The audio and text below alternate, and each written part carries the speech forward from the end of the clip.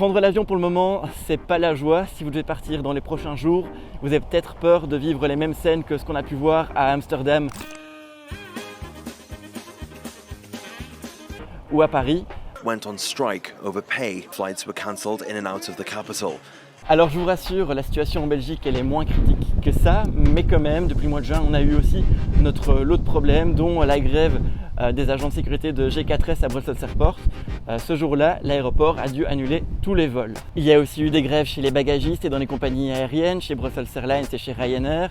Et ce n'est pas fini, puisqu'après les hôtesses et les stewards de la compagnie irlandaise, ce sont les pilotes basés en Belgique qui font grève ce week-end. Alors que se passe-t-il dans le secteur aérien? Pourquoi tant de grèves? Et comment faire en sorte que votre départ en vacances se passe sans trop de stress? On va tenter d'y voir plus clair.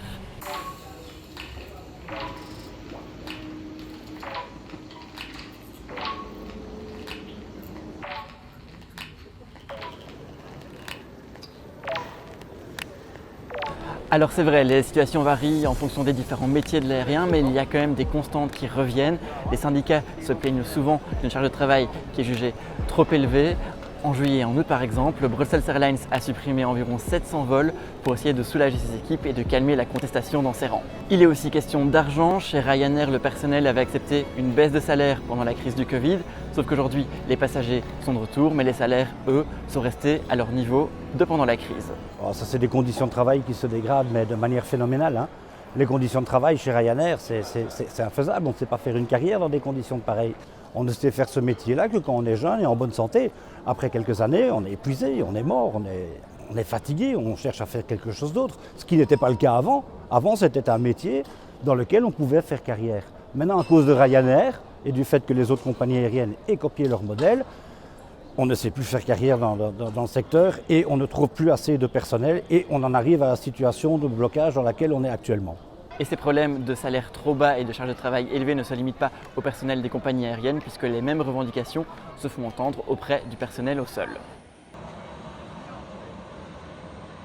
Bon, on va croiser les doigts pour que ça n'arrive pas, mais si votre avion devait être retardé ou annulé, vous pourriez peut-être recevoir une compensation financière de la compagnie aérienne.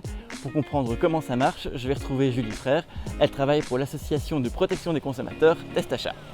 Alors, ce qu'il faut savoir quand vous êtes confronté à une annulation de votre vol, c'est que dans tous les cas de figure, quel que soit le moment où vous êtes informé de l'annulation, vous avez droit soit à un vol alternatif, soit, si ça ne vous convient pas, au remboursement de votre billet.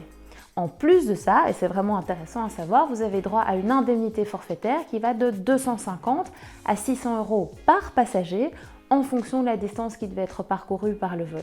Alors cette indemnité-là, il faut insister, il faut bien la demander auprès de la compagnie aérienne, souvent via le formulaire UE 261 qui est disponible sur le site.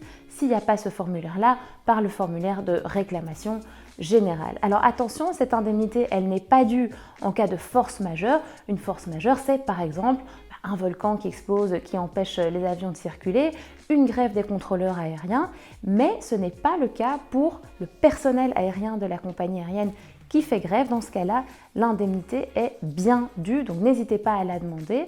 Et dernière petite chose intéressante, un retard de plus de 3 heures doit être assimilé à une annulation, et donc dans ce cas de figure-là aussi, vous avez droit à cette indemnité. Alors clairement, dans ce contexte, il y a plein de choses qu'on ne maîtrise pas, mais il y a aussi quelques conseils à garder en tête pour voyager un minimum sereinement. Pensez par exemple à arriver bien à temps à l'aéroport, mais pas trop tôt non plus. Visez 2 heures à l'avance pour les vols dans l'espace Schengen et 3 heures pour tous les autres. Pensez aussi à bien vérifier de quel document de voyage vous aurez besoin pour accéder à votre destination.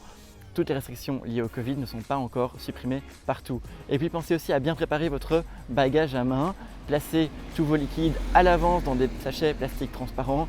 Vous gagnerez et vous ferez gagner à tout le monde quelques précieuses minutes lors du passage à la sécurité.